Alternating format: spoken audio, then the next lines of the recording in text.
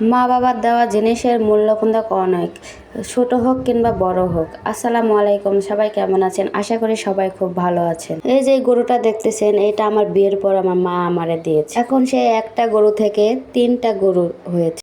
আলহামদুলিল্লাহ, এখন আমার 3টা গরু। মা বাবার দেওয়া উপহার দেখেন। আল্লাহ যদি চায় তাহলে সব কিছু হয়, তাই না? জোহানের বাবার কিন্তু একটা ছোটোখাটো খামার আছে গরুর ভিতরে, কিন্তু আরও কয়েকটা গরু আছে। এগুলো ঈদে বিক্রি করার জন্য রাখা হয়েছে। এগুলো হচ্ছিল বড় বড় গরু। আর এইদিকে দেখেন আমি মুরগি বাঁচতেছি।